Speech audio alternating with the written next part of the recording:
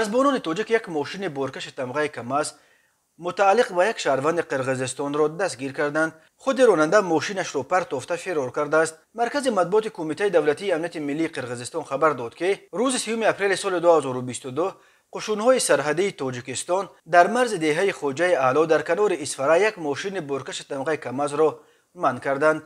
راننده این ماشین که طور معلوم شد ساکن نویه بادکن بوده است، ماشین را پرتافته به سمت مرز قرقیزستان فرار کرده است. در رابطه با این حادثه بر اساس ماده 378 کودکس جنایتی قرقیزستان با اتهام عبور غیر قانونی مرز پرونده جنایتی گشودند.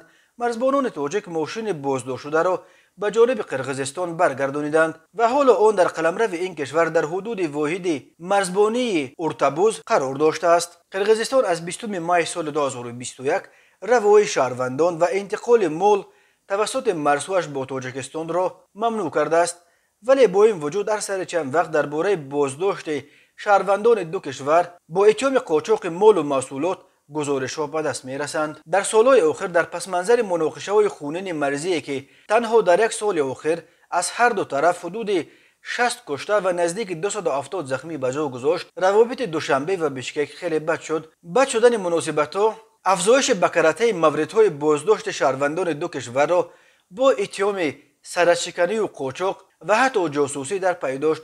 همینطور مقامات دو کشور دهها نفر را با اتهام اشتراک در مناقشه‌های خونین مرزی تحت جستجو قرار دادند. رئیس دادگاه ولایت سوخت بختیار عاقلزاده ماه فوریه سال 2022 در نشست خبریش گفت در سال 2021 در تاجیکستان 39 شهروند قرقیزستان را با اتهام عبور غیر قانونی مرز دستگیر و محکوم به زندان کردند.